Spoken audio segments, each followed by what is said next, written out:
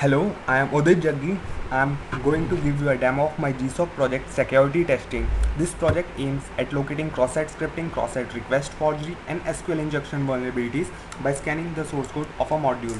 I have used grammar parser for parsing the source code. So first, let me tell you about the cross-site scripting and how this project will be useful in detecting these vulnerabilities. XSS could occur if any data which is coming from outside the module will be displayed as a message on screen without sanitization. For example, consider function called Drupal underscore set underscore message. Any data that goes inside this function call will be displayed as a status message.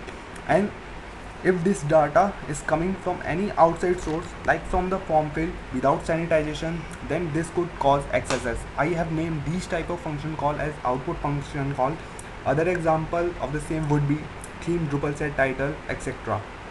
So my approach to detect cross-site scripting is backward. First, I will search to find the output function call and then back search to determine whether the data that is coming in this output function call is sanitized or not. So the project will do the back searching in this fashion. First, it finds any output function call like theme here and then back search for the variable $a recursively till it finds its last assigned value. While back searching, if it encounters any function call which is one of the functions in the source code, then it will continue back searching for the variable $d, get its last assigned value, which is temp here, and store this value in the logs. Let me show you the log file that is being created by the security testing. This is here, this is created for the print module. This file is stored at a default Drupal files directory. As you can see, for each output function call, it will show you the function call that it has encountered while back searching to get the last assigned value. The function call here is return, which is this line in this file of the print module. Also it shows you what path it has followed from the output function call, which is written here, to the point where it gets its last assigned value. This is the complete file which is made for each output function call and present in the source code of the module.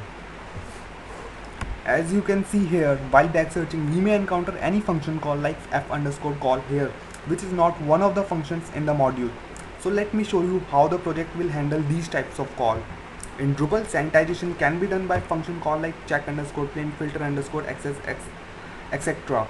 So I have named these type of functions call as secure functions call, because if we have the data coming out from one of these functions call, then we can say that sanitization is done, and that it will stop and then it will stop further back searching for the data, because it is now sure that the data that come here is sanitized. While back searching, we may also encounter any functions call like implode, trim, etc. These are the normal functions call, since these functions call will not sanitize the data and these are also not harmful. So we will continue our back searching for the arguments present in this normal function call. The last case is while back searching we can encounter any unknown functions call. So here we will issue a warning message to the user. Data values coming to the output from this call and we are not sure whether it is secure or not. We also issue warnings to the user if the last assigned variable is coming from the parameters. This might be the case if the value directly coming from the form fields come as a status message, or if t watchdog or db underscore query are not in their proper format. So we can check the SQL injection from here. So let me show you the UI of the project.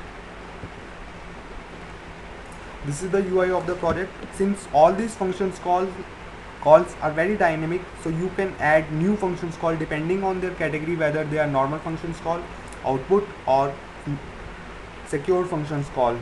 You can also delete any call if you think it is not of their respective type. For scanning any module code, you have to enter here the location of the directory which contains the source code of the module. So let us now scan the code of the hashcash module, which I picked from the Drupal security advisories. You have to enter the location of the main directory at this location.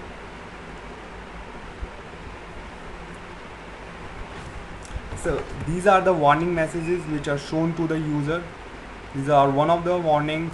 Each warning is among the one of the things from these warning messages. So the vulnerability in hashcache module occurred because the watchdog is not sanitizing the data. As we can see here, it is not using @, so it is not completely sanitizing the data. The next example that I took is of real name. Here the vulnerability occurred because the data coming from the database is not being sanitized. This is being picked by the module as this. As you can see there, while back searching it encounters this. We can also see here that it is not sanitizing the data in the previous version, so it is causing XSS. The next example that I took is print module, which is XSS vulnerable. Here also the data written by the unknown function called func_get_add is not sanitized, which result into an XSS, as we can see here at this point. Also we place db_ result of this as unknown function call because we know that there might be a case that it gets the XSS from the database. The next example that I took is contact_save module. Here the variable directly comes from the parameter to the output function called return without sanitization, so it is causing cross-site scripting. As we can see here, $submission directly comes from the parameter into the return call, so it is not sanitizing the data. This is all about cross-site scripting. So let me tell you about how this project will handle the cross-site request forgery.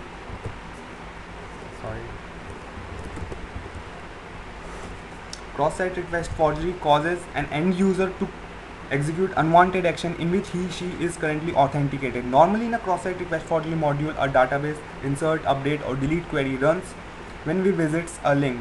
So I have taken a very simple way of detecting CSRF. We go to each link defined in the hook_ menu and checks if any database insert, delete or update query present in the module runs or not. I have done this using Simpletest and database logs. So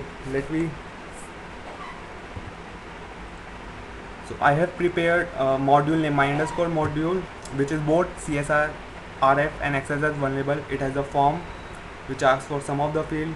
It has one of the link with the link my_module/view, which is CSRF vulnerable. As we can see a pop-up come here. It is also a link named module/delete, and if we click on this link, it will simply delete the query without confirmation, so it is causing XSS. If we just enter this link in next tab of the browser, then it will also causes a delete query to run, which deleted the database, will delete the data from the database. So let me show you the logs which is being created by the Simpletest part of the project. So Simpletest part of the project will inject XSS into the module and at link my_module/view. As you can see, this XSS data came without sanitization, so it makes this link XSS vulnerable.